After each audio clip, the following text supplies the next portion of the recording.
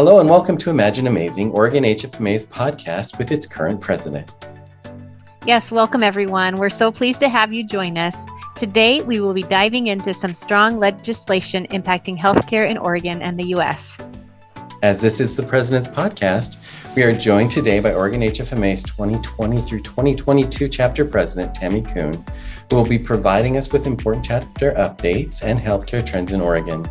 Tammie, thank you for your leadership. We are so happy to have you join us today. Thank you, Jeff. Always happy to be a part of this podcast.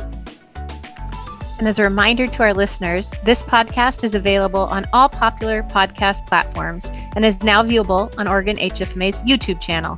To watch the podcast, pop some popcorn, go to YouTube, type in Oregon HFMA Imagine Amazing, click on the desired episode, sit back and enjoy. I'm one of your hosts, Jeff Johnson. And I'm the other host, Kelly Smith. Today's episode of Imagine Amazing is sponsored and made possible by one of Oregon HFMA's diamond sponsors, Professional. Founded in 1933, Professional specializes in accounts receivable management services, offering two dedicated service lines, Professional Credit Collections and EndSource Scalable Revenue Cycle Solutions. Professional aims to provide superior services that offer unmatched transparency with advantage of cutting-edge supporting technologies. They're motivated by the goal of becoming essential to the organizations that choose to partner with them. Thank you so much, Professional, for your support of the chapter and for this podcast. Tammie Coon, thank you for being with us again on this new episode of Imagine Amazing. I know that you work hard with all of the remarkable Oregon HFMA volunteers to bring the best information and education to all Oregon HFMA members. Thank you. I'm always glad to be a part of this podcast with you and Kelly. There's so much happening daily in healthcare, and I'm grateful to have this platform to be able to share these important topics. Tammie, it has to be noted that you have been one of the chapters, if not one of the most longest residing presidents. And of course, got to serve 2 terms for the chapter. You've led it through the chaos of the pandemic when we were not allowed to meet with people in person. And now, again, we've resumed being able to have in-person events. So I want to acknowledge you're truly amazing and give you an opportunity to take a few moments and share with the chapter and our listeners what you've learned while serving as president. Thanks, Kelly. I have to say our members are amazing. Our chapter is very nimble. We're able to pivot quickly and still be able to provide that education to our members.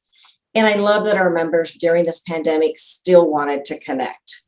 Our volunteers are also incredible, and I'm really appreciative of all the time and effort they have put in this last 2 crazy years. And our sponsors, they continue to sponsor us in the chapter, and we appreciate them for their endless support. And I think the one thing I've learned is Oregon does not let anything like a pandemic stop us from doing online or ongoing education.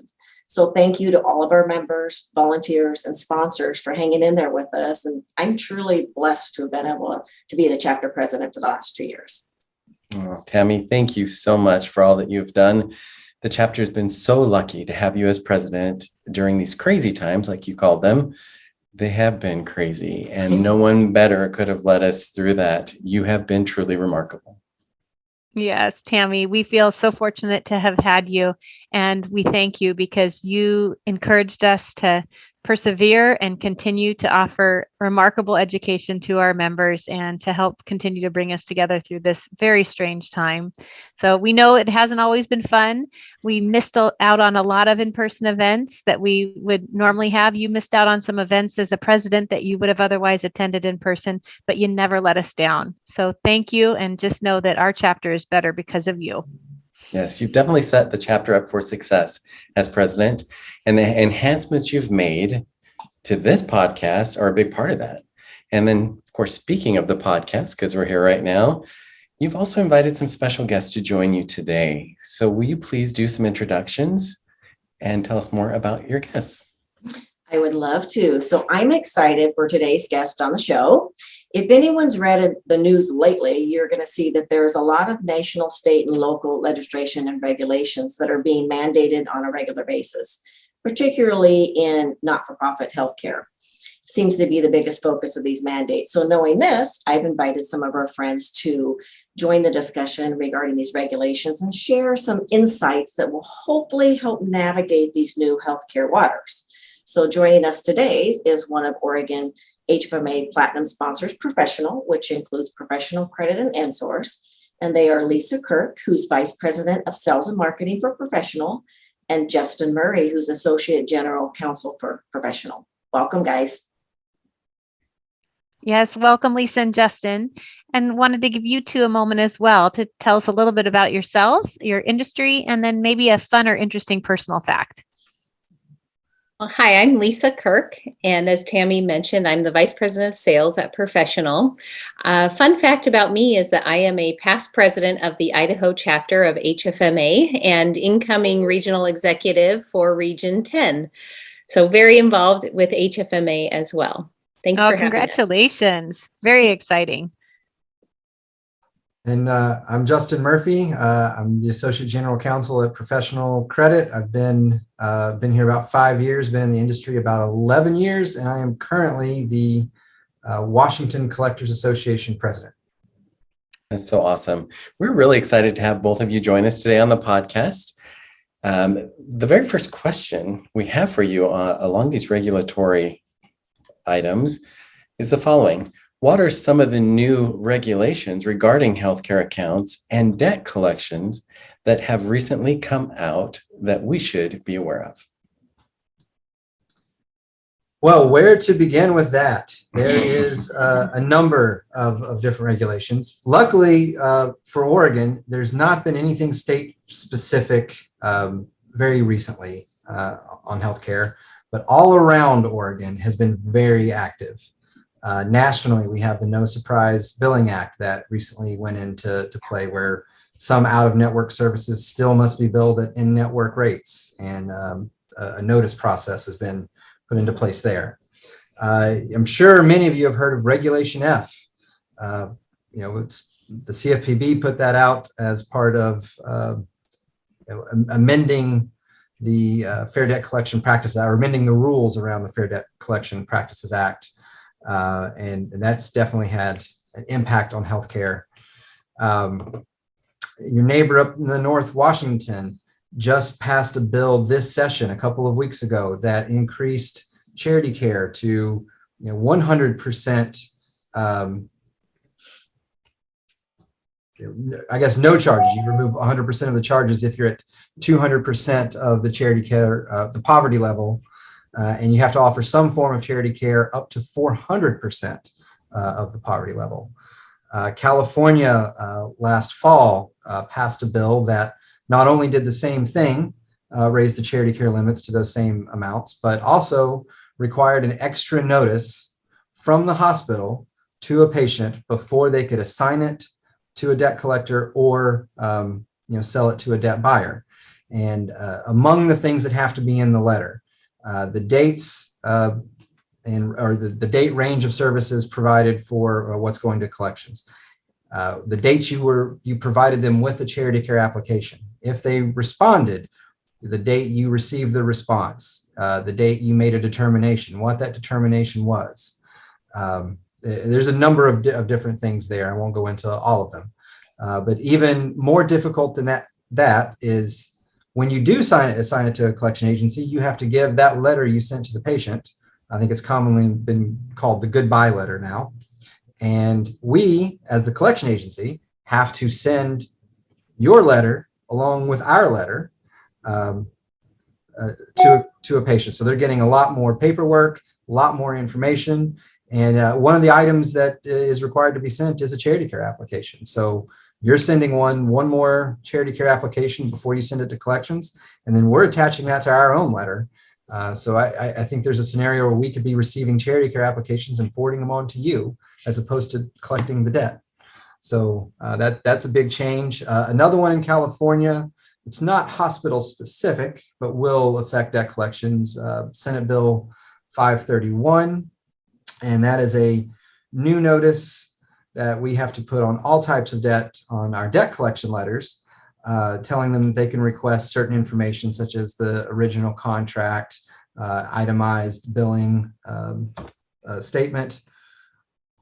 And part of that law says we have to have access to the contract and all the billing statements prior to our first letter to a patient. So you'll probably have many collection agencies reaching out to you to say, hey, we need system access, or we need a streamlined process to request these patient intake forms and consent forms and, financial agreements and all of those things. Idaho, the Idaho Patient Act has now gone into effect. New Mexico has passed a law where if you are found to be an indigent patient, you cannot use a collection agency. You cannot send it to collections. What else? Just recently, the CRAs, the credit reporting agencies, they on their own, this is not a law or a regulation, but they just decided that they would not report any medical debt in the future that is either below $500 and is within a year of when the patient was considered delinquent. So whenever you bill them, they have a time to pay. That time passes, they're now delinquent. Then a year from that point, the CRAs will not be accepting any trade lines for their credit reports. Well, Justin, I was just counting as you were talking, and I'm already at 8.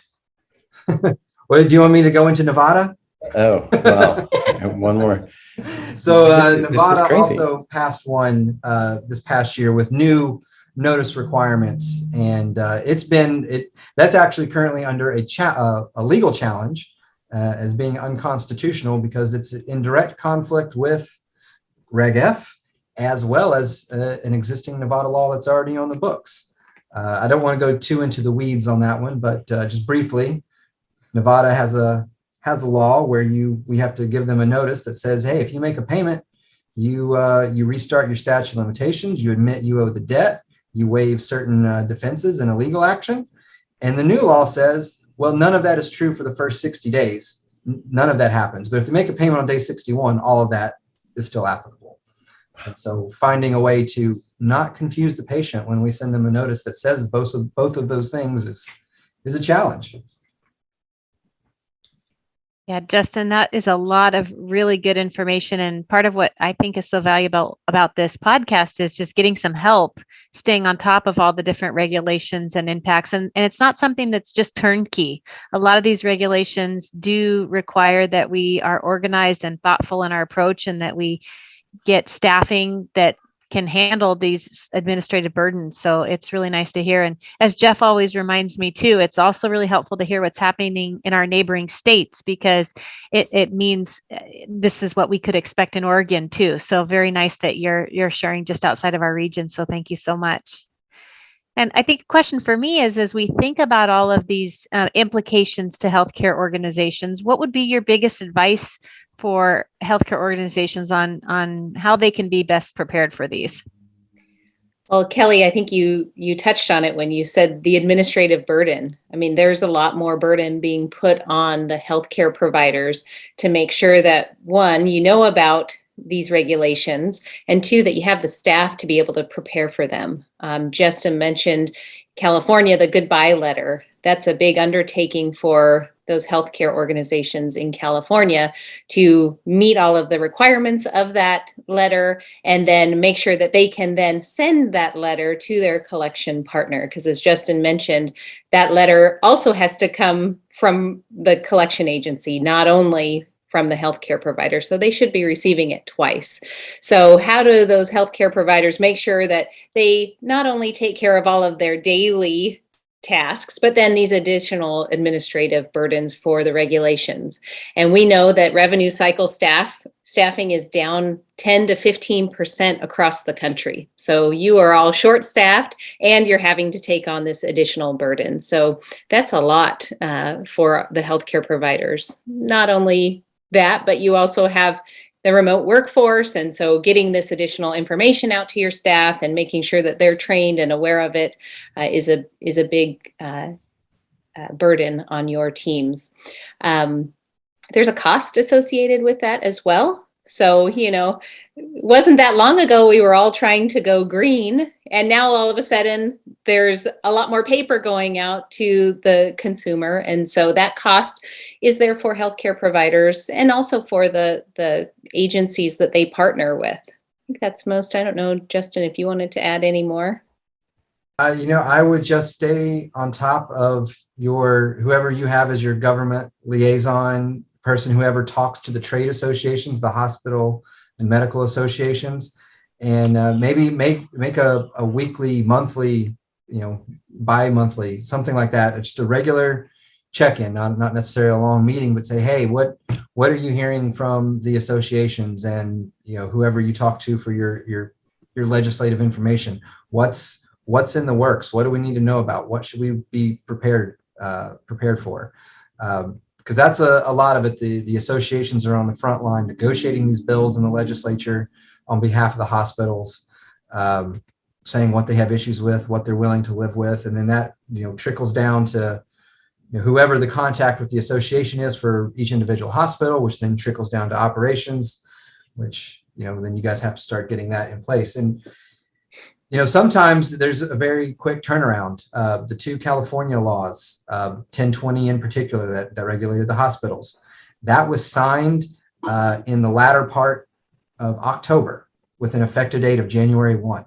So you had barely over 2 months to not only deal with surprise billing, which came out, and then I think California had a state surprise billing law themselves.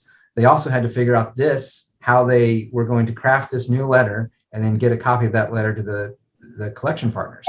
It was not a lot of time. And, I don't think legislatures always understand the burden and the lead up and how much time you need to make something,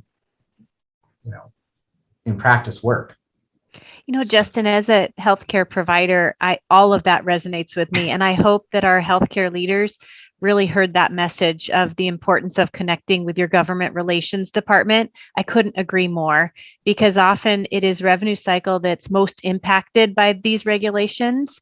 And Lisa, you're absolutely correct that the people who are responsible for operations of daily activities are then pulled into trying to, in a very short timeline, implement these new workflows to accommodate the regulations. So it has a direct impact on revenue cycle, and yet our government relations teams are the ones that are representing us and trying to make changes. So for them to have a close relationship with revenue cycle leadership and a full understanding of that administrative burden and what's required to get it right is absolutely crucial. And I appreciate that's excellent feedback. The only other thing too to remember in terms of additional costs is some of these do also have penalties. So in addition to the cost of bringing them live, we need to also consider that if we don't do it or we miss the mark, that there could be further cost and penalties if we're not staying current. So thank you. Really good feedback.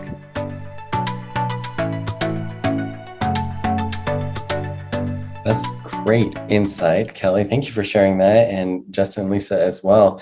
I know in a recent podcast, Kelly, we were just talking about Lisa's comment of the cost to the healthcare industry, and you hit on it as well. And we were talking about the builds that went into actually the software itself, right? Increasing that, and then if it changes, you have to undo the build that you just did. And you have to remember to do that. And the impact is huge across all platforms. So I think this is a very valuable discussion. I really appreciate you guys sharing your insights. I know, Justin, you hit on it as well. You're very involved with governing bodies throughout the United States, watching those trends that are going on. So a question that we have for you is, what are some of the discussions happening on Capitol Hill and at some of the state levels that we should be aware of? What do we expect to see in the near future for healthcare? Well, we just saw the no surprise billing, both at a federal level and at a state level in California. Oregon is sandwiched in between California and Washington, with both just recently passed bills increasing the charity care. There's been a big increase on making sure people know about the financial assistance programs. New Mexico's law was targeted at that. California's law was targeted at that. Washington's was targeted at that. That's been a big discussion here in the pandemic, was the cost of the medical debt, the burden of the medical debt. And so making sure people know that they have the charity care application. I think that's one reason why California said you have to send them one last charity care application before it goes to collections, give them that one final shot. I think that is a big trend. The CFPB mentioned something about credit reporting in a press release, and then shortly thereafter, the credit reporting agencies made this determination to increase the threshold of what they're going to report and the time frame of when they would accept it. So I think credit reporting is a fairly big piece. I know it was a couple of years ago now, but Washington passed a law that extended the time before it could be credit reported. It also extended the time that a hospital has to wait before sending the account to collections. It used to be, had to be a minimum of 60 days, and they doubled that to 120 days. And then it was 180 days, no credit reporting after we received it. So that is 300 days of no credit reporting in Washington, even before the credit reporting agencies built this new 365 component in. The VA, we saw, change their credit reporting internal policies. And the CFPB sent out a press release about that, saying this is a model and a precedent that all hospitals should follow what the VA is doing. So I think those are a couple of big trends. Notice a final charity care application attempt, credit reporting, and then the other thing we see in these laws is another notice requirement, whether that's the hospital sending one final notice that, hey, you're going to collections, or we have to include additional language as a notice for, hey, if you disagree, go back to the hospital and apply for charity care, or you can request all this itemized stuff from us, and we have to stop our debt collection process to go back to the hospital, retrieve it, and send it to the patient. And it's not just the old validation period under the FDCPA where it's the first 30 days after you send them a letter. This now, Washington, we have to send it as many times as they ask for it. Trying to remember, I think New Mexico had the law that said that you only have to provide it once every 30 days, but they can keep requesting it and you got to keep providing it. So, additional notice requirements is a big thing. And Justin, you and I have talked about this. A lot of it seems to be trending towards healthcare providers, making it so challenging for healthcare providers to send accounts to debt collections that they'll just eventually choose not to, because the burden's not worth the cost. Mm-hmm. I've not been able to get anyone to say that out loud, but that is what it seems like. Yes.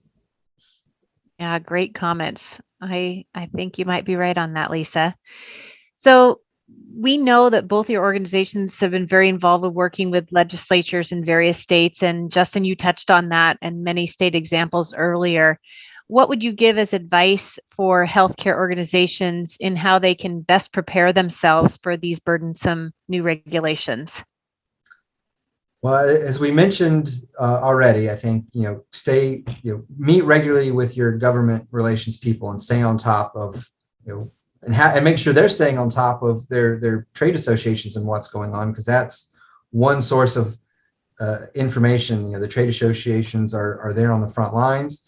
They should be getting all this info. They should be, having a lobbyist and a lobbying team that prepares, little write-ups and summaries of the potential bills. They should be getting back to you in time so that you could have some input on those, so that so they're not just saying, yeah, we think our hospitals would agree to this. Maybe someone that's not necessarily government relations, that's on revenue cycle, can look at that impact and go back to government relations and say, if this goes through, like, all of this will have to change, because sometimes the people doing the communicating don't know all of that stuff down the line. And so keeping that line of communication open is great.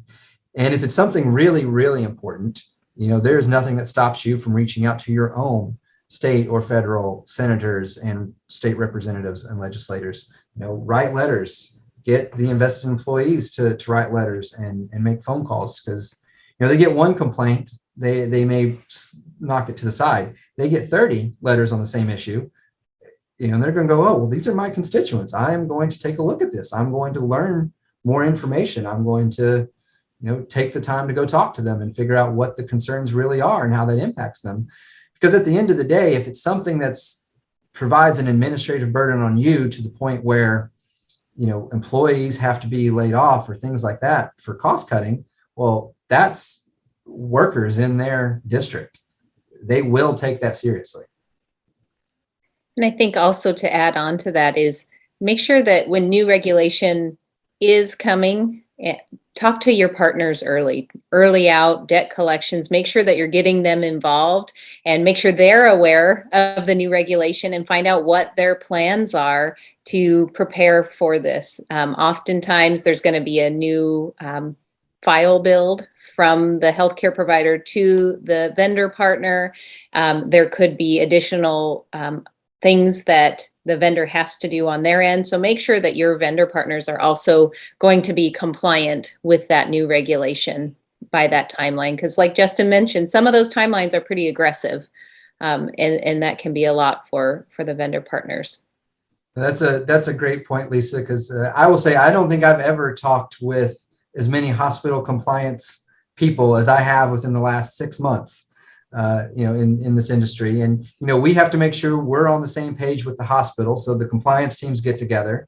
Okay. We all know that this was what it means and what the process is. Then the operations folks have to come up with, well, this is the way to do it. And then, whoever the technical guys who actually pass the information back and forth on behalf of the hospital and your vendor need to get together to make sure their softwares connect and, what we receive is readable and, those kind of things and those concerns. So there's a lot of moving parts, and sometimes you get a year. This won't take effect for another year, and sometimes it's this takes effect in 60 days. Okay, we got a lot to do. Thank you, guys. It's very interesting as you were speaking because you mentioned the impact on the healthcare providers and how they can prepare themselves, which is really being aware at the end of the day. And the other piece that I looked up is just, and this is for our listeners, if we weren't able to send accounts from the healthcare side to an agency to help recover that money, I don't know if you know this, but it's billions of dollars that is collected every year by these agencies for the healthcare providers. Not millions, we're talking billions of dollars that is collected. So the impact on healthcare is huge. And of course, anyone listening out there, if you happen to go to a doctor, that's going to be passed on to you as a person that's going to have to figure out how to pay the doctor. Because I just know that the cost is still there for the healthcare provider to provide that service. So just really fascinating. I wanted to throw those numbers out there for anyone listening because this is big. The impact is huge, and it's not just going to touch healthcare providers, which that's what I think everyone thinks it's going to do. It's going to touch individuals throughout the United States, and it's going to impact the pocketbook. That's my take. Along those lines, that's actually a question that I have for you. What are your thoughts on the impact that it will have on the patients with all the regulations that are coming through? For us, it seems as though this regulation is meant to make collections more clear for the patient, help them understand what they're being billed for, and how they can resolve that account or ask questions if they think that insurance should have paid or that they don't have a balance. But what we found is especially in Regulation F, which of these new regulations that Justin referred to is one that's been in the longest. And it makes it less clear. There are new requirements for debt collections on the validation notice. It's not clear what is owing on this. So it's going to add to confusion in our view to what the consumer actually owes. Some of the things that Justin talked about, I can continue to ask more information, and I basically will never have to pay this account. We're all for making things more clear for the patient. We're all patients ourselves, right? So we want to understand, because we know there's a lot of education that needs to happen when it comes to collecting from patients. We want to make it more clear so that we're not confused when we get that final bill.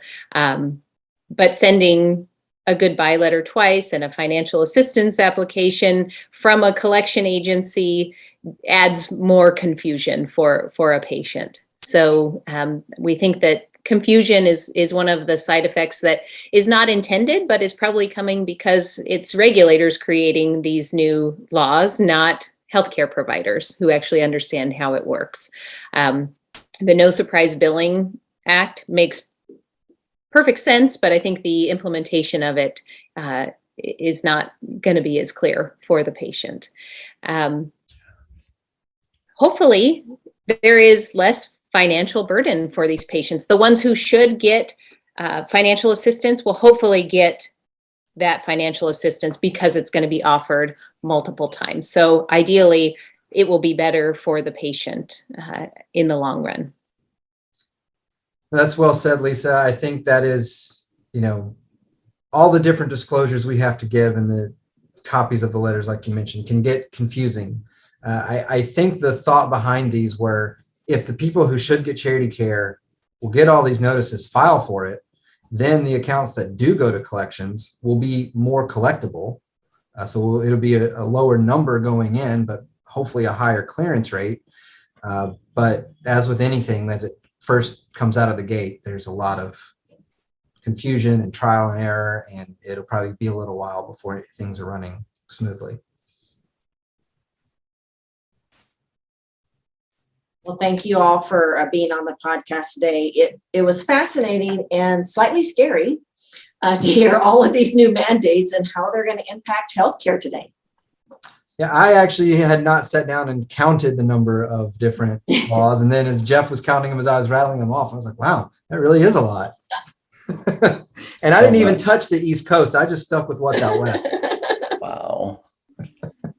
Yes, thank you both for joining us today. We loved having you here, and I think some really great information that you shared with our listeners. So really appreciate your participation.